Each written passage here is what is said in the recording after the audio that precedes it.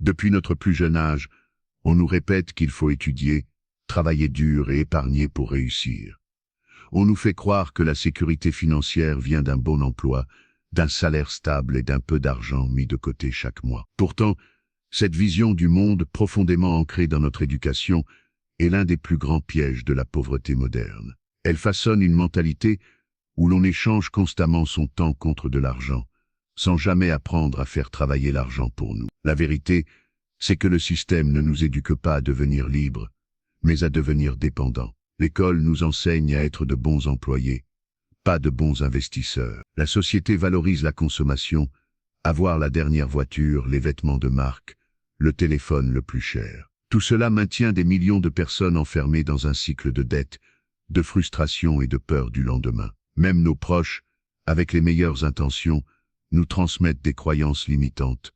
Ne prends pas de risques, sois réaliste, contente-toi de ce que tu as. Sans le savoir, ils nourrissent la même programmation qui les a maintenus dans la survie. Mais il est possible de briser ce conditionnement. Dans cette vidéo, tu vas découvrir ce qui t'empêche réellement de prospérer, les erreurs financières que la majorité commet sans s'en rendre compte, et surtout les étapes concrètes pour reprendre le contrôle de ta vie économique. Parce que la richesse ne commence pas par l'argent, elle commence par un changement de mentalité.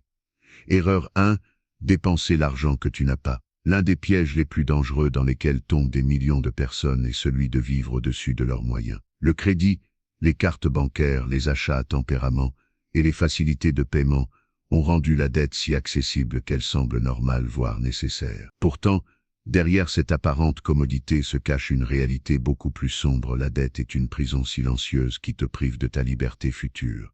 Chaque fois que tu achètes quelque chose à crédit, tu n'achètes pas seulement un objet. Tu vends une partie de ton avenir. Tu promets de travailler demain pour payer ce que tu veux aujourd'hui. C'est une transaction invisible mais puissante. Tu empruntes à ton toi du futur, celui qui devra supporter les conséquences de ton impatience actuelle. Prenons un exemple concret, un véhicule financé sur plusieurs années. Au premier regard, cela semble un bon plan. Tu obtiens immédiatement ce que tu veux et tu paies petit à petit.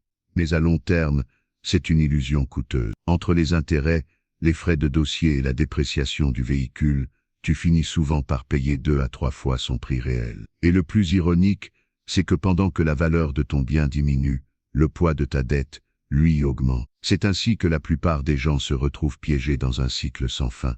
Ils travaillent pour rembourser, consomment pour se récompenser, puis s'endettent à nouveau. Résultat, ils passent leur vie à travailler pour les banques au lieu de faire travailler leur argent pour eux. La clé pour sortir de cette spirale est simple, mais exigeante.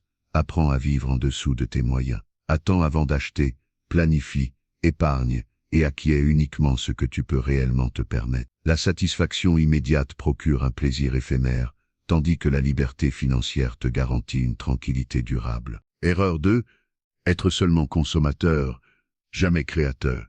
La majorité des gens passent leur vie à consommer sans jamais créer. Ils achètent, dépensent, utilisent et jettent, sans réaliser que chaque euro qu'ils sortent de leur poche enrichit une autre personne. À chaque fois que tu consommes, tu fais grandir le rêve de quelqu'un d'autre, souvent au détriment du tien. C'est une loi simple mais impitoyable dans l'économie.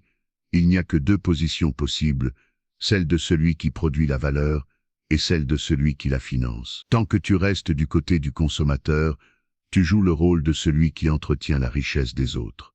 Les riches, eux, ont compris cette logique depuis longtemps. Ils ne se contentent pas de dépenser, ils investissent, construisent, innovant. Là où la plupart voient une dépense, ils voient une opportunité.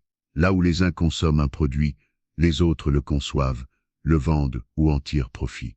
Être consommateur, c'est accepter que ton argent quitte ta vie sans jamais revenir. Être créateur, au contraire, c'est bâtir quelque chose qui génère du revenu, de la valeur et de l'impact. Créer ne signifie pas forcément fonder une grande entreprise ou devenir millionnaire du jour au lendemain. Il s'agit de commencer petit, mais avec intention. Cela peut être un produit artisanal, un service local, une compétence monétisable, ou même un contenu en ligne. L'important est d'apprendre à faire circuler l'argent vers toi, plutôt que toujours loin de toi. Devenir investisseur ou entrepreneur, même à petite échelle, transforme ta relation avec l'argent. Tu ne le vois plus comme un moyen de survie, mais comme un outil de croissance. L'argent que tu investis, devient un soldat qui travaille pour toi pendant que tu dors. Chaque idée que tu concrétises devient une graine capable de produire des fruits financiers à long terme. Le monde appartient à ceux qui osent créer de la valeur, pas à ceux qui se contentent de la consommer. Alors demande-toi, veux-tu continuer à enrichir les autres ou commencer à bâtir ta propre liberté? Erreur 3. Compter sur le gouvernement pour ta retraite. L'une des illusions les plus dangereuses de notre époque est de croire que le gouvernement assurera notre sécurité financière à la retraite. Depuis des générations, on nous répète qu'il suffit de travailler dur, de cotiser et d'attendre patiemment la pension promise. Pourtant, des millions de personnes dans le monde découvrent, souvent trop tard, que cette promesse n'était qu'un mirage. Après 40 années de travail, beaucoup se retrouvent avec une pension qui ne couvre même pas leurs besoins essentiels.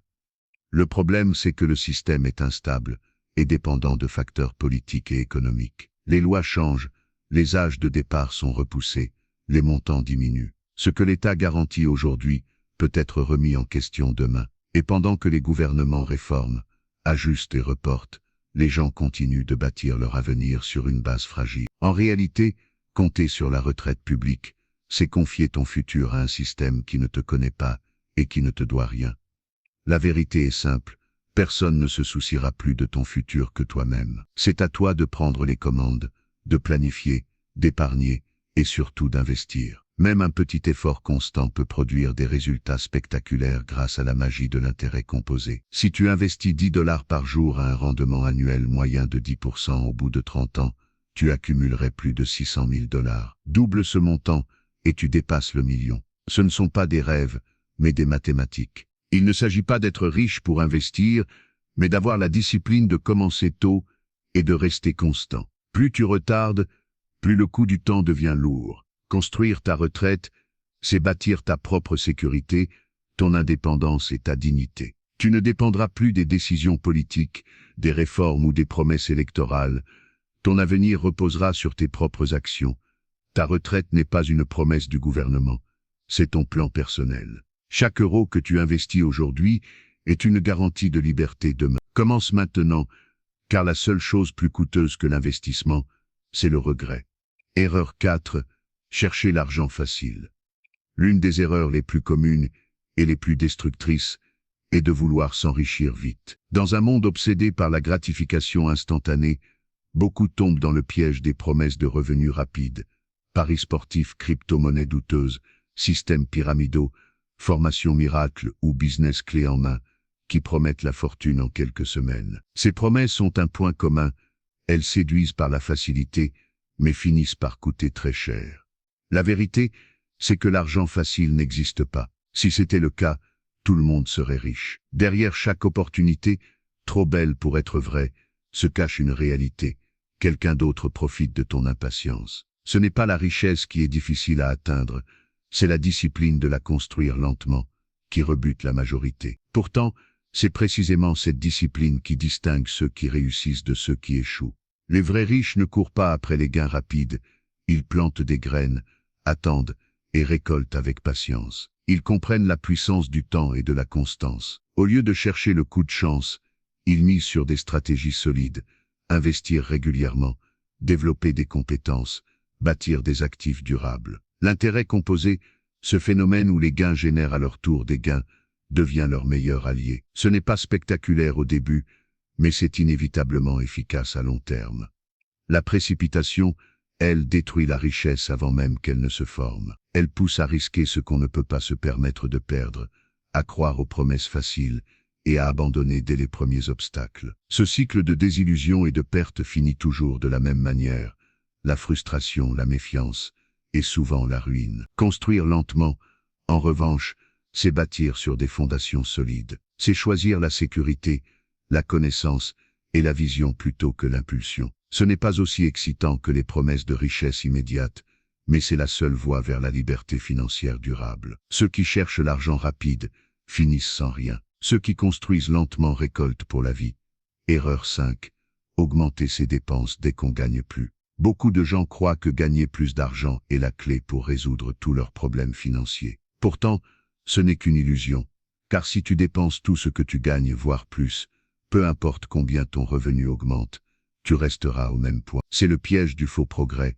l'impression d'avancer, alors qu'en réalité, tu ne fais que courir plus vite dans la même roue. Chaque fois qu'une personne obtient une augmentation, une prime ou un revenu supplémentaire, la tentation est grande. Un meilleur téléphone, une voiture plus récente, un appartement plus grand, des restaurants plus chers. On se dit qu'après tant d'efforts, on mérite bien de se faire plaisir. Mais cette logique mène directement à un cycle de dépendance financière. Plus tu gagnes, plus tu dépenses, et plus tu dois continuer à travailler pour maintenir ce nouveau niveau de vie. Résultat, ton confort apparent augmente, mais ta liberté diminue.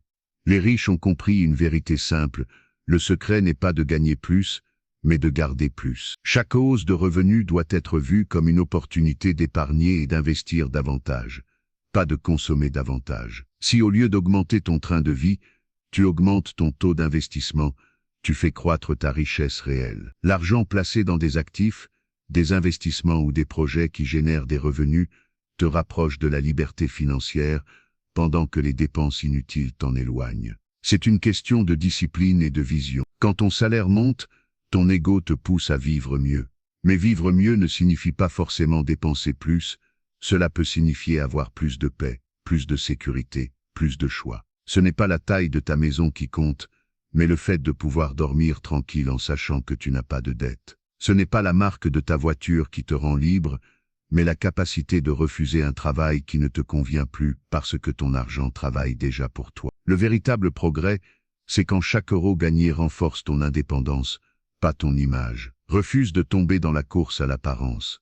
Apprends à différer la gratification, à construire ton patrimoine avant ton prestige. Ne vis pas pour impressionner les autres. Vis pour atteindre la liberté. Conclusion, la vraie liberté, la richesse n'a jamais été une question de chance, mais de discipline, de constance et de conscience. Ce n'est pas le hasard qui détermine qui devient libre financièrement, mais la capacité à faire des choix lucides, jour après jour. Avant même de penser à investir, tu dois bâtir des fondations solides, apprendre à épargner, te former financièrement et constituer un fonds d'urgence. Sans cette base, toute construction s'effondre au premier imprévu. La vraie réussite ne se mesure pas à la taille de ton compte en banque, mais à ton niveau de liberté intérieure. Être riche, ce n'est pas posséder plus de choses, c'est ne plus dépendre de rien, ni de personne pour vivre selon tes propres valeurs. C'est pouvoir choisir ton temps, tes projets, tes priorités. La sécurité vient avant la croissance, et la liberté avant le luxe. N'échange jamais ta tranquillité contre l'apparence du succès.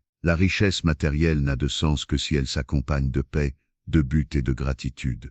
Commence dès aujourd'hui à reprogrammer ton esprit financier. Fais circuler ce message, partage-le autour de toi, car plus d'esprit éveillé, c'est plus de liberté partagée.